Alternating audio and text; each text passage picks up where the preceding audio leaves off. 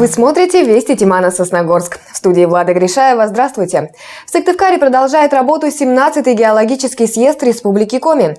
Об этом через несколько секунд, а пока некоторые темы выпуска. Народный бюджет. Очередные встречи в рамках обсуждения региональной программы прошли в Сосногорске. Самая поющая. Учащиеся второй городской школы стали лауреатами конкурса патриотической песни. Битва хоров, альпийская гонка и библиосумерки. Что ждет жителей города в ближайшие дни? Более 300 делегатов, геологов, ученых, экспертов из разных городов России и ближнего зарубежья собрал 17-й геологический съезд Республики Коми. Участников и гостей съезда приветствовал глава региона Сергей Гапликов. Для нашей республики с ее богатейшими запасами и, конечно же, очень большой перспективой геологическая отрасль имеет стратегическое значение. Все, что мы делаем, это, безусловно, вопросы, связанные с укреплением промышленной безопасности нашей страны. И сегодня роль и место арктических территорий, Крайнего Севера особо отмечено, в том числе и в поручениях президента Российской Федерации. Республиканский геологический съезд проходит раз в 5 лет. Участники представят последние достижения в области геологического изучения территории, оценят состояние минерально-сырьевой базы и перспективы ее развития, обсудят проблемы недропользования. Также будет работать научно-техническая выставка по темам минеральные ресурсы Республики Коми и новые материалы на минеральной основе. В Сосногорском районе продолжаются обсуждения народных инициатив, которые могут быть реализованы уже в следующем году в рамках региональной программы «Народный бюджет». Очередные встречи прошли на минувшей неделе. О чем шла речь, узнал Андрей Калиничев. Реконструкция тротуаров, освещение пешеходных переходов и обновление мини-парка – это то, что будет сделано в этом году. К реализации намеченных планов муниципалитет приступит в ближайшее время. 1 миллион рублей у нас предусмотрено в этом году на восстановление тротуарной сети. Планируем обустроить тротуары по улице Советской, от пересечения с улицы Горького и до пересечения с улицы Зои Космодемьянской, а также тротуар по улице Горького от сквера Победы и до почты возле конечной остановки. Что касается освещения пешеходных переходов, то в этом году власти займутся самым проблемным перекрестком в железнодорожной части города. За 2 последних года нам удалось дополнительно осветить 12 пешеходных переходов.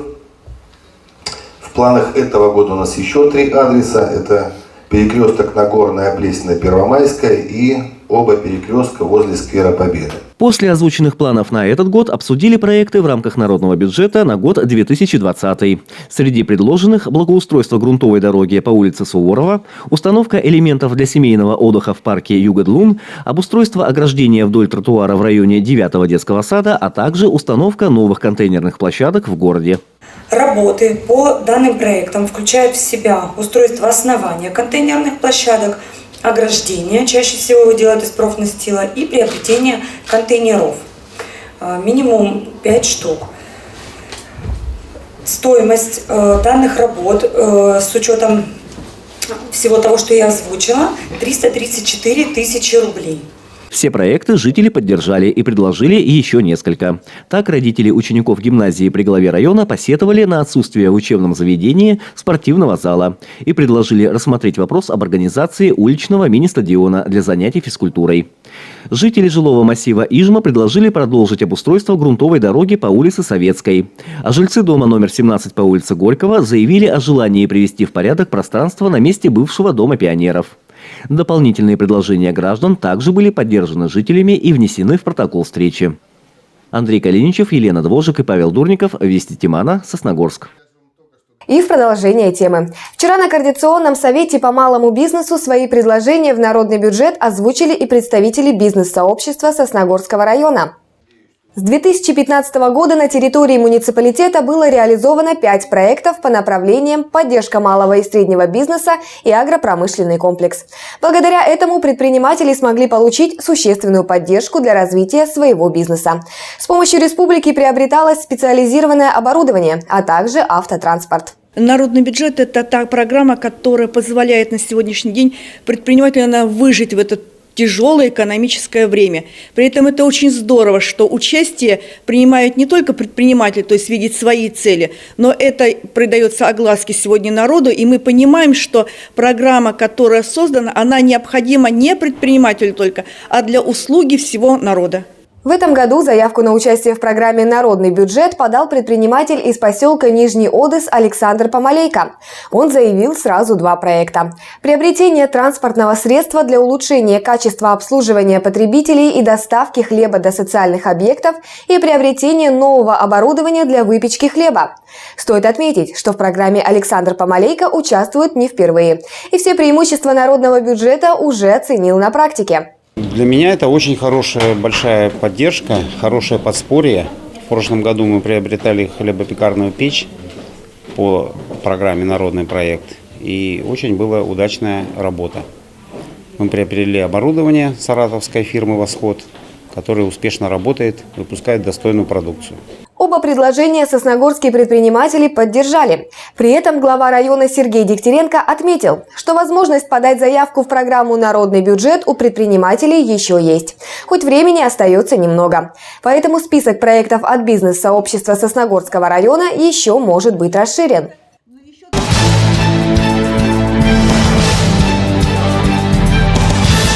Сосногорские врачи бьют тревогу. Все чаще федеральные льготники предпочитают денежный эквивалент бесплатному лекарственному обеспечению. Люди от этого не выигрывают, ведь зачастую лекарственные препараты стоят недешево.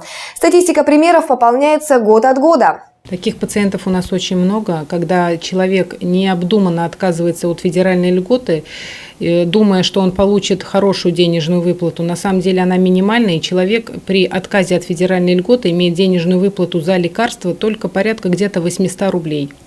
А лекарственные препараты, на которые он имел бы федеральную льготу, стоимость данного препарата была 2700-3500 рублей. То есть пациент, отказавшись от федеральной льготы, сам себя, в принципе, в денежном эквиваленте, я считаю, наказал, потому что он бы в месяц он бы получил бесплатное лекарственное обеспечение, скажем, на 3500 рублей. Денежную выплату он имеет только 800 рублей. То есть, если мы даже вот такие вот весы будем сопоставлять, на сегодняшний день гораздо выгоднее федеральную льготу сохранить. По словам Елены Бекчуриной, лекарственное обеспечение в стране улучшается. В федеральную льготу ежегодно добавляются новые современные препараты. Льготники имеют возможность получать их бесплатно. Поэтому на сегодняшний день я хочу обратиться ко всем федеральным льготникам, чтобы они обдуманно подходили к этому шагу и не отказывались от своего лекарственного обеспечения. Та гарантия, которую вам предоставляет государство, дается вам не зря. Поэтому на сегодняшний день надо очень хорошо и благоразумно об этом подумать. Если даже мы будем говорить о таких заболеваниях, которые в принципе намного распространены, это гипертоническая болезнь, ишемическая болезнь сердца, на сегодняшний день лекарственное обеспечение для вас очень хорошее. Все основные группы препаратов, которые необходимы для вашего лечения, имеются. Поэтому не стоит отказываться от федеральной льготы. Если человек уже отказался, то он может обратиться в пенсионный фонд с заявлением о возобновлении права на льготу до 1 октября текущего года. Тогда с 1 января 2020 года он вновь будет получать необходимые лекарства бесплатно.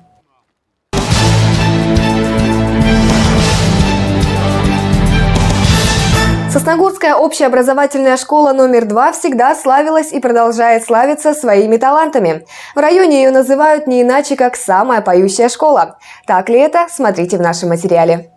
Мы как будто музыканты, я как будто дирижер. И у нас как будто будет и оркестр, и хор. Репетиции, концерты, конкурсы, а затем снова репетиции. Нет, это не музыкальная, а самая обычная общеобразовательная школа.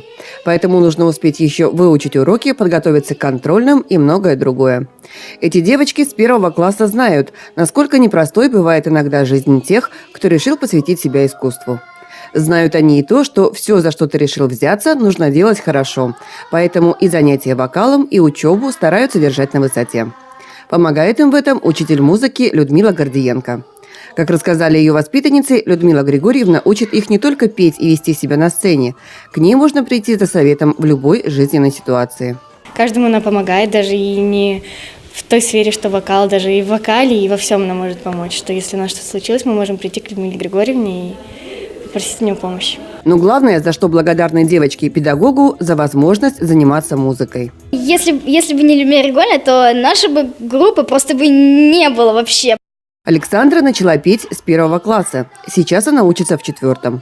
За это время девочка и ее подруги успели выучить главный урок. Если хочешь добиться хорошего результата, то надо трудиться с полной самоотдачей. Мне было совсем немножко трудно, потому что когда я была на сцене и пела, допустим, там считалочку, то я просто задыхалась, потому что слишком много, оказывается, у меня движений было, но я все-таки не сдавалась и спела ее нормально на 2 место. 2 место юные певицы заняли в недавнем конкурсе патриотической песни, который проходил в Ухте. Помимо заслуженных дипломов, коллектив получил и положительные отзывы организаторов и членов жюри. Нам сказали, что мы очень красиво выступили, и нас хотят еще раз послушать. В конкурсе принимала участие не только младшая группа, но и ансамбль «Хорошее настроение». Зажигай, зажигай, на небе огни, освещай, освещай волшебные дни. Нам все понравилось. Мы как бы выступали в начале. У нас был ансамбль всего 7, и нас сравнивали, и мы заняли вот 2 место. Мы думаем, что это очень хороший результат, так как из 7, даже со взрослыми нас сравнивали. Девиз их педагога «Если звезды зажигаются, значит, это кому-нибудь нужно». Но при этом каждая звезда должна гореть не только для себя. Пение – это как выражение своей души, можно так сказать. Ты выступаешь для зрителя, тебе нравится это делать, ты принимаешь то, что зритель тебе дает. Мы вообще очень рады, что вот когда мы выступаем, нам хлопают, нам это очень нравится, и как будто мы себя чувствуем очень хорошо. Звездами? Саксофоны, аккордеоны, и одно, мы поем давно. Елена Двожик, Евгений Юрин, Вести Тимана, Сосногорск. Вторая половина недели будет насыщена спортивными и культурными мероприятиями. О том, что ждет сосногорцев, короткой строкой. 19 апреля Сосногорск присоединится к ежегодной всероссийской акции «Библия. Ночь». Площадкой проведения станет библиотека имени Якова Рочева. В этом году она будет посвящена Году театра в России. Участников акции ждут развлечения и конкурсы. Начало в 17 часов. А в городской детско-юношеской библиотеке пройдут «Библия. Сумерки». Здесь в рамках театральной бессонницы ребят ждет большая развлекательно-познавательная программа. А также любой желающий сможет принять участие в интерактивном театре кукол. Начало в 17 часов. В рамках Всероссийского фестиваля «Катюша», а также в преддверии празднования Дня Победы в Сосногорске состоится районный фестиваль-конкурс вокального творчества «Битва хоров». Программой предусмотрено исполнение 2 песен о любви к родине и песни, посвященной победе. Также в программе конкурса номинация «Художественное слово». Среди участников ансамбли, вокальные коллективы и участники художественной самодеятельности поселков Сосногорского района. По итогам фестиваля будет выбран лучший коллектив, который представит Сосногорский район на зональном этапе всероссийского конкурса, который пройдет в октябре этого года в Ухте. Конкурс состоится уже в эту пятницу, 19 апреля, в Доме культуры «Горизонт». Начало в 16 часов. Уже в эту субботу на стадионе Черемушки пройдут соревнования по лыжным гонкам на призы спортивной семьи Трубиных. Альпийская гонка «Утомленные снегом» для нашего города является уже традицией и ежегодно собирает большое количество участников. Это как юные воспитанники Сосногорской спортшколы, так и любители лыжного спорта. Дистанция для каждого возраста своя, стиль хода свободный. Для взрослых обязательное условие – бег в короткой форме одежды. Детям до 14 лет только с разрешения родителей. За самый оригинальный костюм предусмотрен специальный приз. В завершении выпуска о погоде. По прогнозам республиканских синоптиков, с четверга погода начнет улучшаться. Ночная температура приблизится к нулю. Днем ожидается до +10 на юге и до +5 на севере.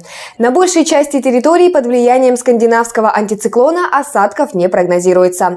Только в Заполярье ожидаются снегопады и порывы ветра до 17 метров в секунду. Это все, что мы успели рассказать вам сегодня. Новая информация уже в следующих выпусках нашей программы. А я с вами прощаюсь. Всего доброго и до свидания.